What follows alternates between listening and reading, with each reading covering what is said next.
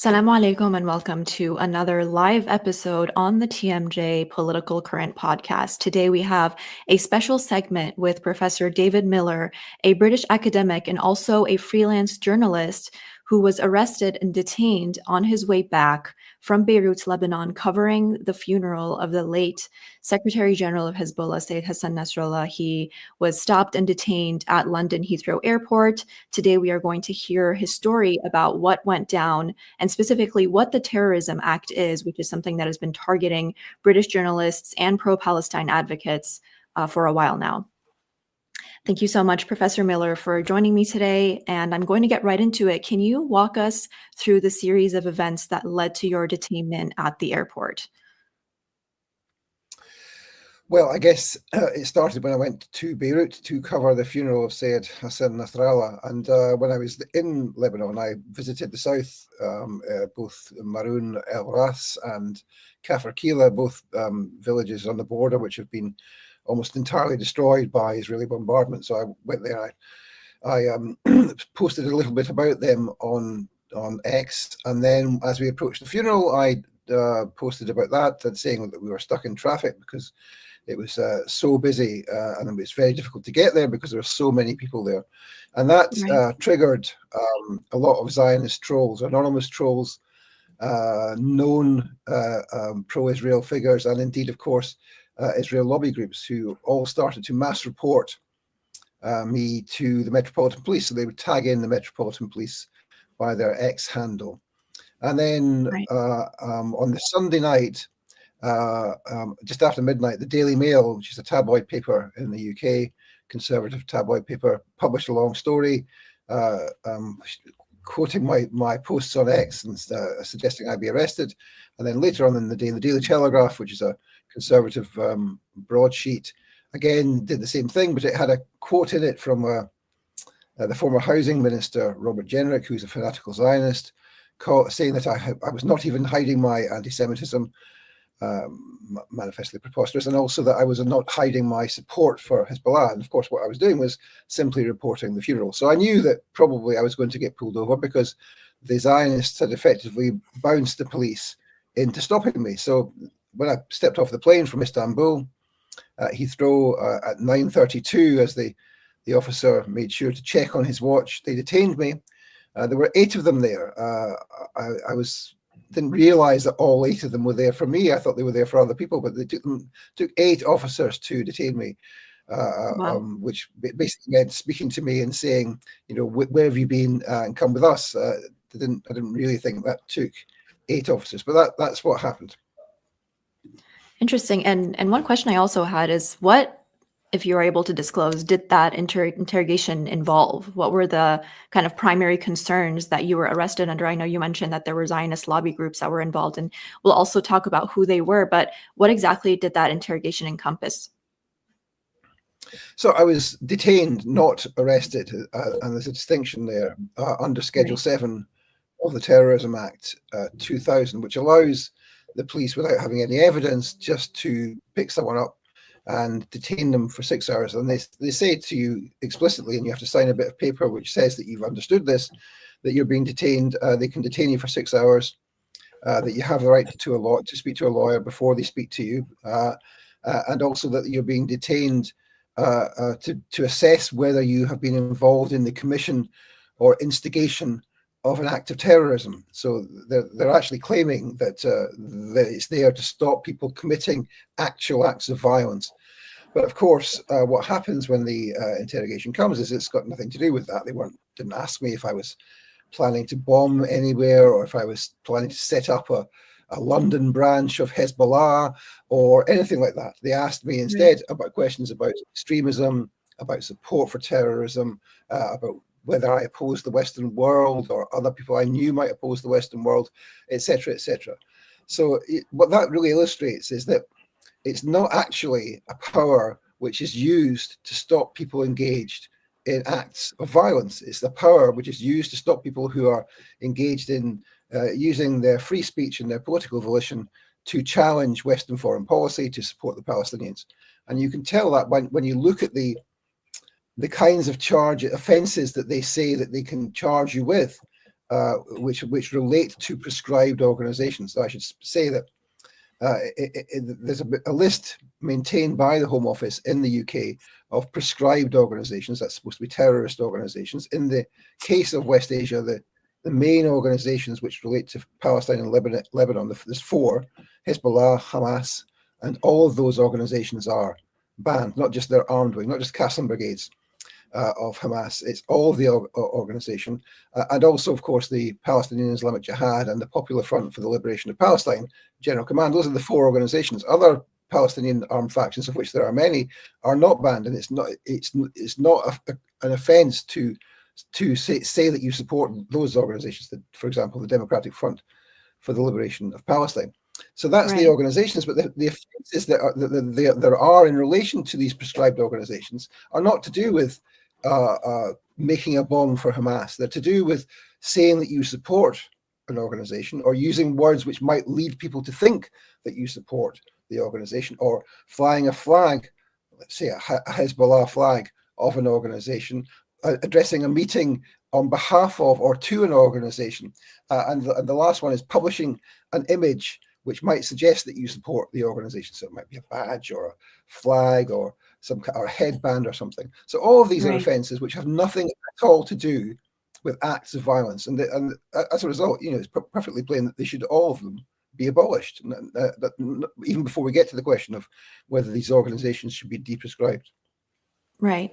And one natural question that arises when it comes to the Terrorism Act, which is something that we have seen in the news in relation to other journalists as well. One recent one was also Richard Medhurst, who underwent a similar treatment.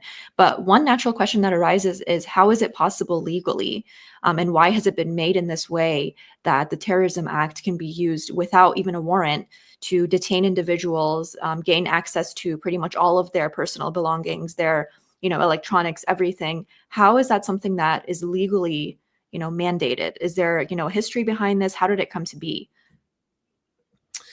Well, yes. I mean, the first Prevention of Terrorism Act was passed in the wake of Irish Republican Army bombings in Britain in the 1970s. It was called the Prevention of Terrorism Act (brackets temporary provisions), and it was so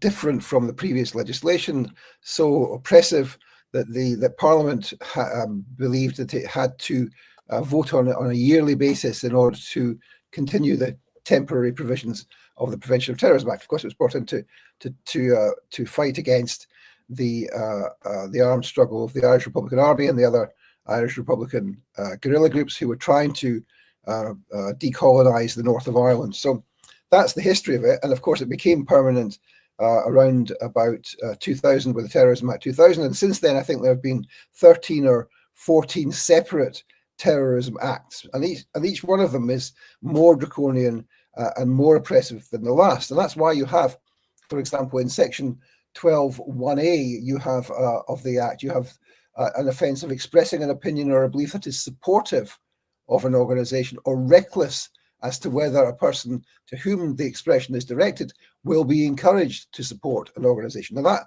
strange construction of English is from the Act, but it was added afterwards because they were having so little success in convicting people from section 12(1), which was about inviting support for a prescribed organisation. So they can't get anyone in prison for those kinds of charges. So they have to add more and more vague language so that maybe if you said something that someone might believe was in support of some organisation, they might, as a result of that, support that organisation. Remembering that all of this is to do with people's ideas and not to do with the question of making bombs. Right. And you also mentioned that this detainment was up to 6 hours. And were you released after that? So they can keep you for 6 hours. In my case, they kept me for an hour, first of all, until I got my lawyer, which took a long time. So they say that they can't question you. They searched me and they etc. in that time, but they couldn't question me. So after that, they started to question me. They questioned me for about 2 hours, and they let me go after 3.5 hours. It was pretty plain after about 20 minutes, half an hour into the interview, that they they were sort of fishing because they didn't have anything. I mean, actually, Right. the interview effectively was over the first moment they stopped me, because they said to me, "You've come from Istanbul. Was that your original point of departure?" And I said, "No, I've come from Beirut. I was there to Right. cover the funeral of Sayyid Hassan Nasrallah." Now, as soon as I use the word cover, it's perfectly plain that I'm there as a journalist. And of course, there's no Exactly. basis for detaining a journalist for covering an event of world and news importance. So they of course, we started off the interview and the interrogation by asking me why I was there and how I got there. And I said, well, I was there to cover it because I'm a journalist and I write stuff and I produce a show. Right. And then they had to go on to try and find something that they could dredge up about maybe I had extreme views, or I knew people who had extreme views, or et cetera, et cetera. And that went on for quite some time, and they just looked increasingly foolish. Right. And you mentioned, as we were on the topic, how you attended the funeral as a journalist. Can you share with us as well what your observations were of the event as a journalist who was covering it? So, I mean, as I mentioned earlier, I was posting on X on the way there. I mean, we were stuck in traffic for a long time trying to get there. Right. Because it was so busy. I mean, the stadium that it was held in is I think the biggest stadium in Beirut, and the funeral started at 12:30, and the stadium was full by 7 in the morning. And I heard that there were people who were getting there just after 7 who couldn't get in. Now I had obviously a press pass, so I was into the press box inside the stadium. We arrived just before the ceremony started at 12:30. And I was up in the press box. Now, what struck me immediately, not just the huge numbers of people, and the stadium was completely packed, and there was massive overflow seating and big screens all the way around the stadium, was the sheer noise of the people made, the chanting, the in unison. We profess our loyalty to you, O Nasrallah, etc. in Arabic.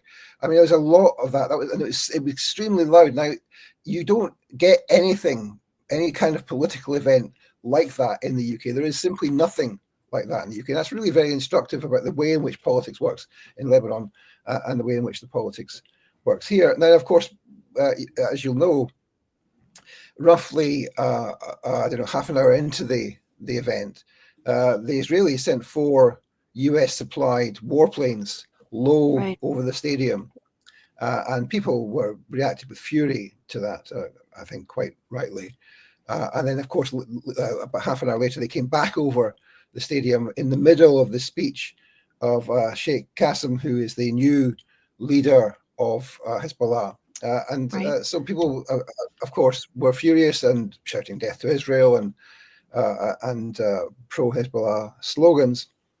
I can't imagine. I mean, I can imagine, but the Israelis obviously did this as to show that they could, that they can violate Lebanese Intimidation. airspace. Want that they can intimidate, that they could have killed everyone in the stadium, and also to remind people that it was them who assassinated both. And of course, Syed Hashim Safiuddin, who was the Right. other person who was being buried at that event, who took over as leader of Hezbollah after the assassination of Nasrallah. But of Right. course, it doesn't help to intimidate the people of Lebanon, and they weren't intimidated in the least. They were enraged, and if anything, it would convince them to be more supportive of resistance to the Israelis. And it doesn't help to convince anyone in the outside world who thinks that's a good look from the West to fly over Beirut, which is a sovereign, it's supposed to be a sovereign country, and to simply to intimidate. I mean, it's propaganda which is not going to work. But there we are. That's what they do all the time. It's not surprising that the Israelis would do that, but that's of course par for the course. Absolutely. And I think one interesting kind of image that was depicted with especially your travels to Beirut A lot of people on, this side in the Western world would in some ways consider that a clash of civilizations. You have a journalist from a Western world going into, a country like Lebanon, covering a funeral for a leader who, according to, Western labels, is the leader of a terrorist organization. Now, I want to focus a little bit more on that because I think it's a very powerful image and there's a lot to unpack there. So when we say, for example, obviously the main kind of headlines that came out was the fact that you got arrested after coming back from such an event. How would you describe to the average British or the average American person that you attended a funeral where 1.4 million, not just Lebanese, but people from all around the world attended? And, according to these standards, would you consider all, is it true that all 1.4 million of them were, terrorist sympathizers? Especially when you go there in person and you, according to your accounts, seeing that this was in some ways a part of these people's identity and, the chants that they were, saying and the praise and all of that. How would you explain that image to someone who is seeing it from this perspective and is being told that, this is this massive funeral with, as you said, numbers that we have never seen in the Western world? How would you go about that conversation? Well, I mean, I've been studying and reporting on this kind of thing for a long time. I did my first, my PhD back in the late 80s on the conflict in Ireland. So I've spent a lot of time in Belfast and Derry, attending funerals in West Belfast of IRA volunteers and the like. And it's the same kind of argument that they make. These people are terrorists. By going, you're supporting or endorsing them. And of course, it was a daft argument then. It's a daft argument now. But what I would say specifically about Beirut is, look, the people of Lebanon and indeed the Palestinians are engaged in armed resistance against the Zionist entity, against the oppression caused by the Zionist occupation of Palestine, and also, let's remember, of Lebanon and Syria. They remain in 5 points in Syria.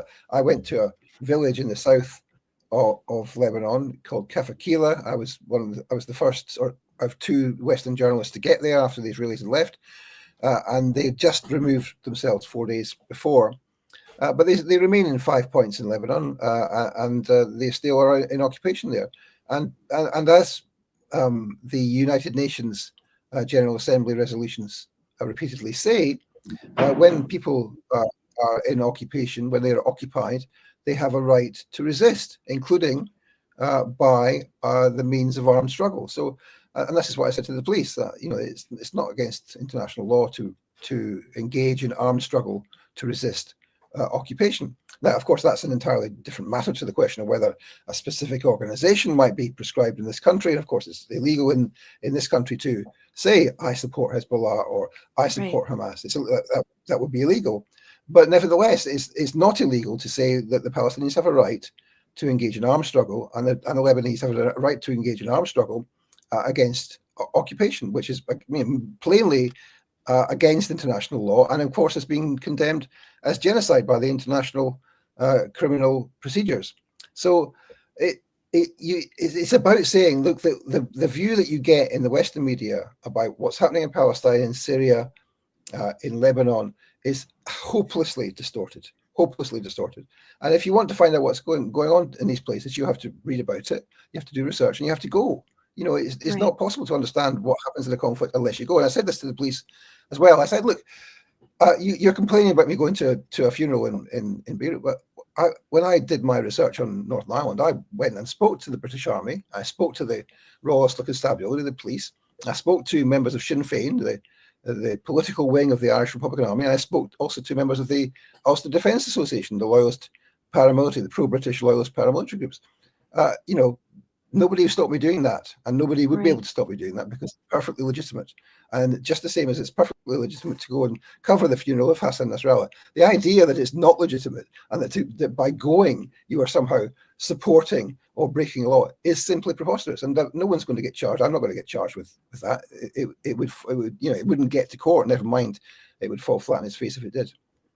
Right. And I think one interesting point that many would relate to is I wonder if the fact that, you know, you were able to make these points to the police and they were fine with it, and obviously you did not face any consequences. Do you think it had anything to do with the fact that you are of a European background? Well, yeah, I mean, undoubtedly, look, the Schedule 7 is a power which is used overwhelmingly against Muslims. So if you're traveling while brown, you're much more likely to be pulled over using this power. It was always intended to be used mostly against Muslims. They now try and pretend that counterterrorism policies are used against the far right, but of course they're not. And in the case of the stats for Schedule 7, less than 20% of the people who are stopped are white, and of course some of them will be pro-Palestinian activists like me, and some of them will be indeed will be in the category of white Irish. That will be Irish Republicans. So it's much less than 20% of the people who are stopped who are from the far right. It was always intended to harass Muslims and surveil Muslims, and that the purpose of these tightening up of the terrorism legislation is to try and help to drive Muslims out of public life in the West. That's the purpose of them. Everybody knows that, who pays any attention to these things. But of course, when you speak to the police about this, they want to engage you in a discussion about extremism. So, or about, I mean, the thing that they said to me was, they asked me, I work for Press TV, it's one of the things I do a show called Palestine Declassified. When they realized what Press TV was, and it took them a long time to work that out, they didn't know. Then they started to ask me, they Yeah, hadn't I would prepped have for me thought. going. They didn't know it I was know that's me. interesting They because I would have hadn't thought prepped me. that, you know, mentioning even a news organization tied to the Iranian government would probably raise all sorts of alarms. And, you know, I would assume that it would be something that's common knowledge within, you know, the policing It wasn't. systems. It wasn't. It took them 45 minutes, and eventually they asked me, "What's Press TV?" And when I told them, that's when they started to say, "Oh." Oh, interesting. And they Yeah, started to maybe we ask should me. add that to the agenda. They started to ask me if if my colleagues at Press TV had extreme views, and of course, I wasn't going to take a question with the word extreme in it, so I batted that back, Right. and they fared no better than the British government in defining extremism, because the British government has given up trying to define extremism because it couldn't. So of course he couldn't ask me a question about that.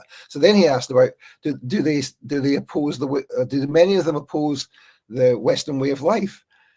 And I said, well, Interesting. mate, there are millions of people who oppose the Western way of life. That's Yeah, that not wouldn't be a considered an question. isolated incident. And then he asked me, oh, well, do they oppose the kind of terrorism that we're seeing in the UK just now? And I said, well, what terrorism exactly? And do you know what he said? It was the most embarrassing moment for him. He said, the Southport attack. Now, the Southport attack was not terrorism, was not political. Right. It was a man who stabbed these 3 girls to death, nothing to do with terrorism at all. And even the other copper in the room had to correct him and say, no, that wasn't terrorism. So he was just Wow. all over the place. They didn't have anything to ask me really in the end. Right. It seems to me then that it was just something that raised an alarm when you mentioned to them where you had come from, and they were kind of fishing to see if they could find anything in some ways. No. I think that the alarm was raised by the Zionists, so they were bounced into it by the Zionists. Otherwise they probably wouldn't have arrested me. They probably wouldn't even have known I was in Tehran. But because sorry, not Tehran, Beirut. in Beirut. Right. If they had known I was in Beirut, maybe they would have done. But it's because I was mass reported, and as a result, they knew I was there, and that's why they stopped me. And if I can ask, who were these Zionist groups? Are they known groups to you? Do you know exactly who they were? So yes. So first of all, if you look on X, you can see there are, I don't know, 100 or so anonymous trolls. So these are people who are either fanatical Zionists in the West or IDF officers in the social media operation of the IDF, Right. probably some combination of the two. Then there are those who are known, who are individuals who are well-known Zionist activists, so that they're a particular category. Some of them have got pseudonyms, but we know who they are. And then thirdly, of course, there were the Zionist lobby groups, so the Labour Against Anti-Semitism and the Campaign Against Anti-Semitism. They helped to report me. And then fourthly, the Daily Mail and the Daily Telegraph reported about it. And in particular, it would be the Daily Telegraph, which would have been influential because the former housing minister, the Tory housing minister, Robert Jenrick, who is a fanatical Zionist, was saying that I wasn't even hiding my anti-Semitism. Well, actually, there was no discussion at all of even of Zionists, never mind of Jews, in my posts from the funeral. And until the Israeli jets went over, and then the second question, he was saying he wasn't even I wasn't even hiding my support for Hezbollah. Well, it's just ridiculous, and so that's probably what helped them to bounce them into to get away. Whether the order came from high up in the Metropolitan Police, SO15, which is the former special branch, or whether it came from the Home Office. We don't know. Maybe at a later date we'll find out. But clearly they were bounced into doing it, and it shows the way people say, "Oh, the Zionist lobby isn't that important. It's not that powerful," and you think, well, hang on, there are occasions when it is powerful. Exactly. And these are prime examples of that. We've also obviously seen a very similar situation with Richard Medhurst, who was also similar to you, detained at the London Heathrow Airport before. And recently his home was sacked and, all of his belongings were taken in Austria as well. What do you think the end goal of the policing of independent journalists, especially ones like yourself and Mr. Medhurst, who are covering the Palestine issue and who are covering, issues that are seen as taboo and, in the same line as labeling of, terrorist organizations? What do you think the end goal is with that? Well, so first of all, they want to intimidate us so that we don't do the reporting anymore, or that we pull our punches a little bit, or we get frightened and all that kind of thing. That's not working. Second of all, they want to get a conviction. They want to find some way of getting a conviction for some of these high-profile offences. Now, they have had convictions for people on the demonstrations. There was a guy who was convicted for supporting terrorism for having a Hamas headband, which was not a Hamas headband. It was a green headband with the Shahada on it, Muslim profession of faith. But he was found guilty of that being a Hamas headband, even though, of course, the Qassam Brigade's headbands are quite They really don't know their facts. So no, but they don't care. What they want is they want prominent people and journalists to be convicted of terrorism-related offences to help to encourage others not to demonstrate and to try and squash the movement. That's the purpose. And of course, the Israelis